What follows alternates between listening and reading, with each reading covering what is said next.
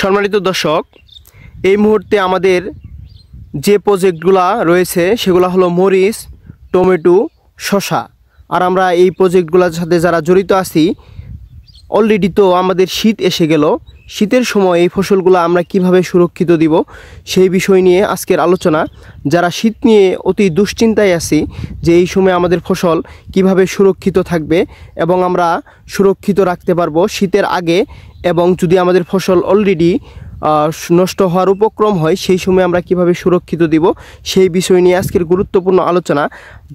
যাদের এখনও আমাদের আলু, টমেটো, মরিচ ফসল রয়ে গেছে তাদের জন্য আজকের ভিডিওটা গুরুত্বপূর্ণ হতে যাচ্ছে যে আপনি শীতের আগেই ফসলকে কিভাবে সুরক্ষিত রাখবেন। আর সুরক্ষিত রাখার জন্যই আজকে আমি বিশেষ ভিডিও নিয়ে হাজির হলাম আপনাদের সামনে। এই মুহূর্তে আমরা যদি প্রজেক্ট শীতের আগে সুরক্ষিত রাখতে পারি তাহলে দর্শক অবশ্যই কিন্তু আমরা ভালো একটা দাম পাওয়ার সম্ভাবনা আছে। যদি আমরা ভালো দাম পেতে চাই তাহলে অবশ্যই শীতের সময় আপনার প্রজেক্টকে একদম সুরক্ষিত রাখতে হবে। আর যারা আমরা এই প্রজেক্ট সুরক্ষিত রাখতে পারবো তারা একটা বাম্পার দাম লুটে নিতে পারবো দর্শক। তো আমাদের বড় চ্যালেঞ্জিং বিষয় হয় যে এই শীতের সময় আমরা ফসলকে সুরক্ষিত রাখতে পারি না। সুরক্ষিত রাখার জন্য আমরা অনেক চাষি এই শিডিউল স্প্রের প্রতি একবারে অ্যাট্রাক্টেড হয়ে গেছি। আসলে দর্শক মনে রাখবেন, শিডিউল স্প্রেটা কাদের জন্য? যারা একদম নতুন বা প্রিভেন্টিভ, যারা কৃষি সম্বন্ধে তেমন কিছু এখনও বুঝে ওঠে নাই, তাদের জন্য আমরা শিডিউল স্প্রে করে দিয়ে থাকি। যে কেউ যদি এখনও সেই শিডিউল স্প্রে চান আমরা দিতে পারবো, অবশ্যই কমেন্ট সেকশনে আমাদের মন্তব্য করবেন। কেউ যদি শিডিউল স্প্রে চান আমরা তাদের জন্য শিডিউল স্প্রেটা প্রোভাইড করে থাকি যারা একদম কৃষিতে নতুন। কিন্তু একদম শিডিউল স্প্রের প্রতি আপনার একবারে সরাসরি মেনটেন হলে আপনি ফসলকে সুরক্ষিত রাখতে পারবেন না। যেহেতু আমাদের এখন প্রিভেন্টিভ কেয়ার, যেহেতু আমাদের শীত অলরেডি নেমে আসছে, চতুর্দিকে কুয়াশার চাদরে ঢেকে যাবে এবং আপনার ফসলকে সুরক্ষিত রাখার জন্য বড় চ্যালেঞ্জিং বিষয় হয়ে দাঁড়াবে। আর এই চ্যালেঞ্জিং বিষয় যাতে আমরা মোকাবেলা করতে পারি সেই জন্যই আজকে আপনাদের সামনে এই ভিডিও নিয়ে হাজির হলাম। যাদের এখনও ইনস্ট্যান্ট প্রজেক্ট আছে, আপনার প্রজেক্ট যেন লস না হয় সেই বিষয়ে আপনারা খেয়াল রাখবেন যে প্রজেক্ট যেন আপনাদের লস না হয়। যদি লস হয় তাহলে কিন্তু আপনারা ওই একটা কথা বলে লাভের লস। যদি এই মুহূর্তে আপনারা ফসলকে টিকিয়ে না রাখতে পারেন তাহলে কিন্তু আপনারা একটা বিশাল অঙ্কে মার খেয়ে যাবেন। যে অলরেডি দেখেন আজ থেকে 5 দিন আগে আমাদের মরিচের দাম কিন্তু একদম কমে গেছিলো, কিন্তু কাল থেকে মরিচ আবার দাম উঠতে শুরু করছে। কিসের জন্য? যারা আমরা ভালো চাষি তারা এই মুহূর্তে ফসলকে টিকিয়ে রাখতে পারতেছি, আর যারা আমরা বিগিনার বা নতুন চাষি তারা কিন্তু আমাদের ফসলকে এই মুহূর্তে সুরক্ষা দিতে পারতেছি না। আর নতুন পুরাতন তাদের উভয়ের জন্য আজকের ভিডিও। যদি আপনি আমার ভিডিও শেষ পর্যন্ত কন্টিনিউ করেন ইনশাল্লাহ আপনি ফসলকে সুরক্ষিত দিতে পারবেন এবং এই শীতের সময় ফসলকে সুরক্ষিত দিয়ে অধিক মুনাফা লুটে নিতে পারবেন। আর এই অধিক মুনাফা লুটে নেওয়ার জন্যই আজকে আপনাদের সামনে আমি ভিডিও নিয়ে হাজির হলাম। শামসুদ্দোহা আমার ইউটিউব চ্যানেল আকন্দ এগ্রো। যারা এখনও এই চ্যানেলটি সাবস্ক্রাইব করেন নাই তারা দয়া করে চ্যানেলটি সাবস্ক্রাইব করে দিবেন এবং আমার নিত্য নতুন গুরুত্বপূর্ণ টিপস এবং আপনাদের সফল হওয়ার জন্য যে ভিডিওগুলো আপলোড দিয়ে থাকি সেগুলা প্রতিনিয়ত দেখতে পারবেন এবং সফল চাষি হিসেবে গড়ে উঠতে পারবেন। আমি ইতিমধ্যে মরিচের কিভাবে মরিচের ফুল ফলদিক বৃদ্ধি করা যায় সেই সম্বন্ধে গোপন কিছু টিপস নিয়ে আলোচনা করেছিলাম। আমার এই আলোচনা ভিডিও আমার চ্যানেলে দেওয়া আছে, যারা মিস করেছেন তারা মরিচের অতি দ্রুত ফুল ফল এবং অধিক ফুল ফল আনার জন্য যে টিপসগুলো আমি তুলে ধরেছি সেগুলা দেখে আসতে পারেন। দর্শক, আজকে ভিডিও আর লম্বা না করে আমি একদম গুরুত্বপূর্ণ আলোচনায় চলে যাই।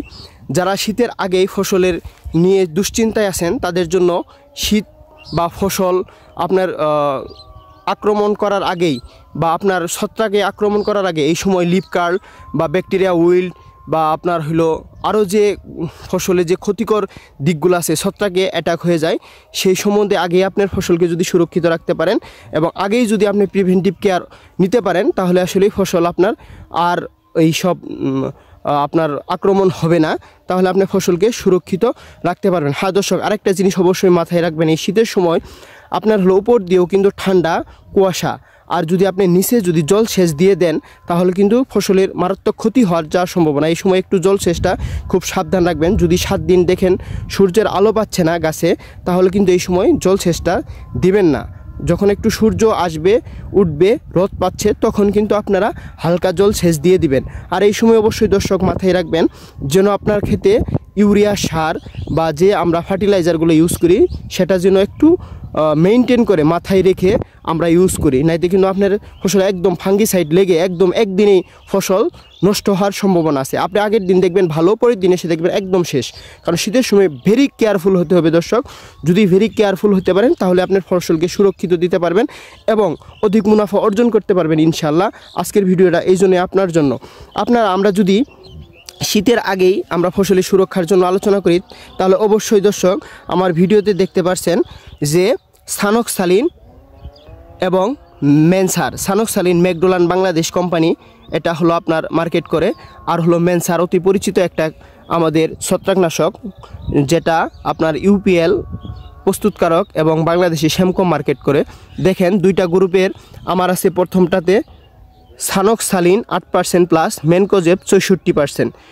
এটা হলো একদম ছত্রাকের বা শীতের আগে একদম প্রিভেন্টিভ কেয়ার হিসেবে এটা ইউজ করবেন এবং এটাতে আছে দেখেন কার্বানডাজিম প্লাস ম্যানকোজেব 63%। তাহলে আমরা এই দুইটা ছত্রাকনাশক একসাথে ইউজ করব দর্শক। যদি একসাথে ইউজ করতে পারি তাহলে ফসলের 100% সুরক্ষা শীতের আগেই যদি ইউজ করে দেই, বা শীত আমাদের এখন কুয়াশার চাদরে ঢেকে যাচ্ছে, এখন যদি আমরা ইউজ করে দেই বা ব্যবহার করে দিই, স্প্রে করে দেই তাহলে কিন্তু আমরা ফসলকে সুরক্ষিত রাখবো।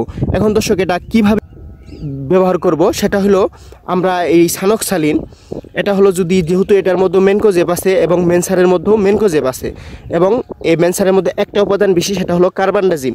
আমাদের অবশ্যই পচন রোধে বা ছত্রাক রোধে অবশ্যই কার্বানডাজিম সাইমোক্সালিন ইউজ করতে হবে।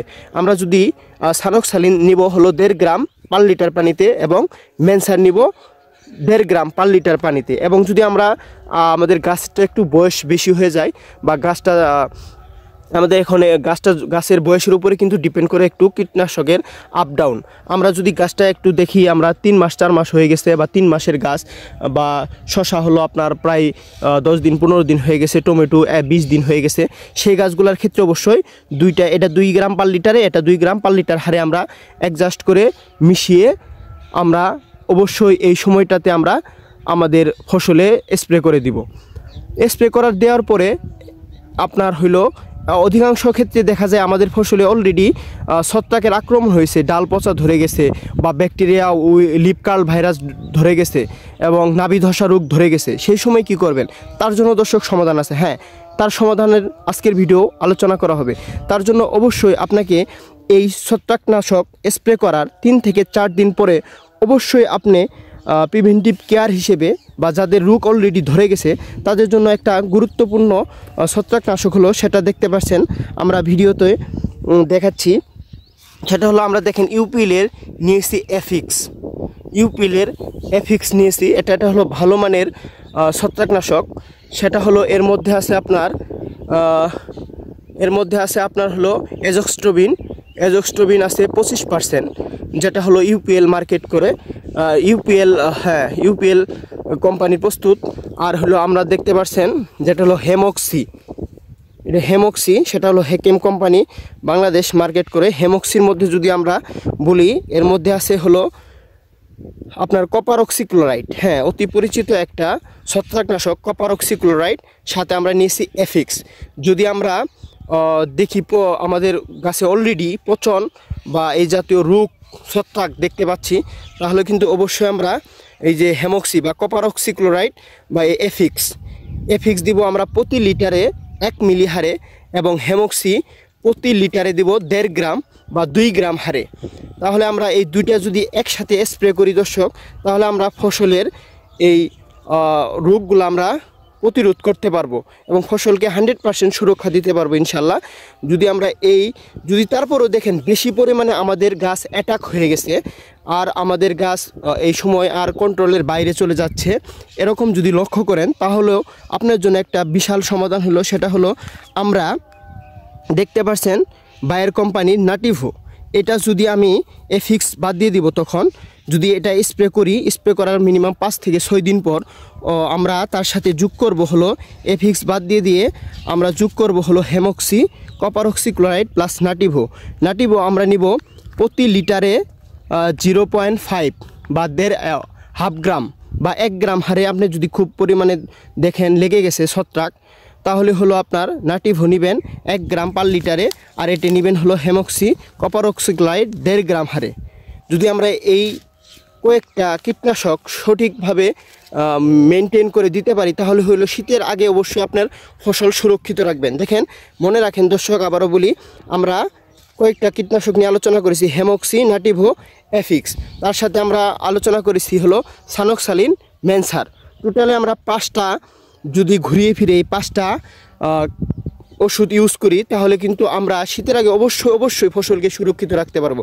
আর এই সময় যারা ফসলকে সুরক্ষিত রাখতে পারবেন তারাই একজন সফল চাষি হিসেবে গড়ে উঠবেন। আর এই সফল চাষি হিসেবে গড়ে উঠলে আপনার সফল একটা দাম পাবেন আশা করি। দেখেন, আমি বলে গেলাম এই ভিডিওতে, শীতে যারা এই ফসলগুলো টিকাতে পারবেন তারা অবশ্যই আপনার একটা ভালো মুনাফা প্রফিট করতে পারবেন। মরিচ দেখেন, আবার আমার তো বিশ্বাস হচ্ছে মরিচ আবার 100 টাকা কেজি দরে আসবে। আমার যে একটা আইডিয়া হচ্ছে, কারণ এই সময় অনেক চাষি যে আমাদের শীতের সময় মার খেয়ে যাচ্ছে, তারা যেন এই ফসলে সুরক্ষিত রাখতে পারে এবং 100% ফসলকে টিকিয়ে রাখতে পারে, তার জন্য আজকের ভিডিও। যদি ভিডিওটা আপনাদের কিছুটা হলেও উপকারে আসে বা ভালো লেগে থাকে অবশ্যই ভিডিওটা একটা লাইক, সাবস্ক্রাইব করে যাবেন এবং ভালো লাগলে আপনাদের বন্ধুদের মাঝে ছড়িয়ে দিতে সাহায্য করবেন। আপনারা একটা চাষি ভাইয়ের যেন উপকার হয় তাকে শেয়ার করে দিবেন, তাহলে সেও একজন ভালো রেজাল্ট পাবে এবং ভালো ফলন নিতে পারবে। দর্শক, আশা করি আপনার একটা আজকের ভিডিওতে শীতের আগে গুরুত্বপূর্ণ পরিচিত সম্পর্কে তুলে ধরতে পেরেছি। সবার কাছে আমি দোয়া চেয়ে আমি আমার আজকের ভিডিও শেষ করি।